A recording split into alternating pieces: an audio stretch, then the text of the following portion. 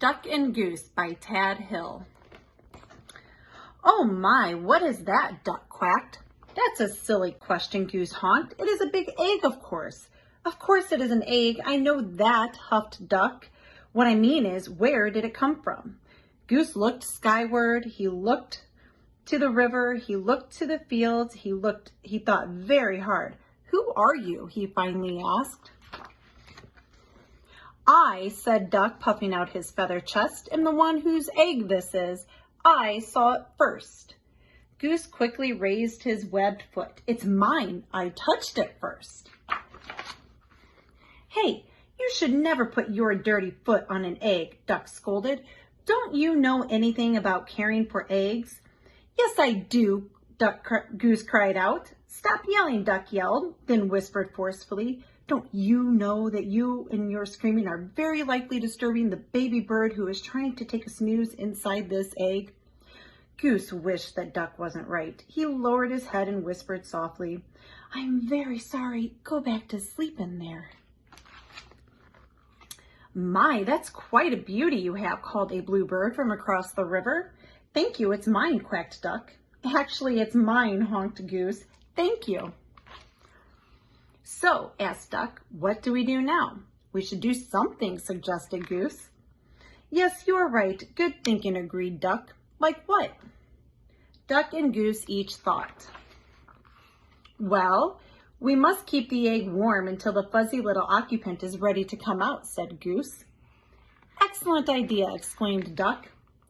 He pushed past Goose. "Step aside and I shall do just that." But Goose was quick too.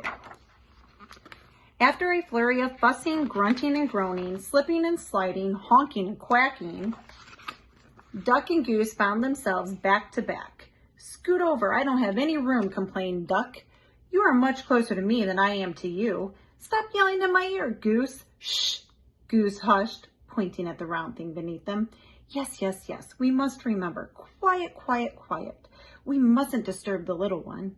And so they sat very still and very quiet, waiting. For a long time they waited. They listened to the crickets chirp and the frogs burp. "I'm going to teach this baby bird to quack like a duck," Duck boasted. "Well, I'm going to teach it to honk like a goose," Goose honked back. "I'm going to teach this baby bird to waddle," Goose added. "So am I," Duck said. They heard the pitter-patter of rain. "I'm going to teach this baby bird to swim," Duck said. "Me too," said Goose. To pass the time, they sniffed wildflowers in the warm sun, shared breadcrumbs while Goose taught Duck to honk. They watched the sun in the sky and Duck taught Goose to quack. They counted the stars in the night sky. "Let's teach our baby to fly," said Goose. "Good idea," said Duck. "I'm sure our baby will be a fast learner," said Duck. "If it takes after you and me, I'm sure you're right," agreed Goose. Together they waited until, "Did you feel that, Duck?" Duck nodded. "Yes, did you feel that, Goose?" Goose nodded. "It's time, Goose, it's time," Duck squawked. Quickly, Duck slid down and started running in circles around their egg. "What should we do now?" he hollered. "I think we should remain calm," Goose yelled back. "Excuse me," a little voice called out. Duck stopped. In all the exciting confusion, he had failed to notice the blue bird kicking their egg. "Can I play too?" she asked. "Play? This is no time for play," yelled Duck. "This is no time for games," yelled Goose. "And what's with the kicking?" "I was only trying to get your attention," said the little bird. "Well, you got it," Duck huffed. "False alarm, Goose. Back to work." "Can't you see that we are very busy here?" Goose explained to the bluebird. "This is serious business. This is perhaps the most important moment of our lives." "Oh my, I am sorry," apologized the bluebird. "I had no idea. I just thought that maybe I could play with your ball.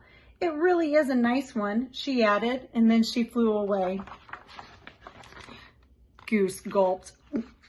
"Did she say ball?" he whispered to Duck. "You know, I did have my doubts," Duck finally said. "It's a bit squishier than most eggs I've seen." "Yes, and I must say, I was somewhat suspicious of the big dots," Goose admitted. It may not be an egg, but it is lovely, said Duck. Oh, absolutely, Duck, Goose agreed. It's a keeper. As the crickets chirped, the frogs burped, and the grass swayed in the gentle breeze, Goose quacked and Duck honked, and the ball bounced, rolled, and sometimes even flew.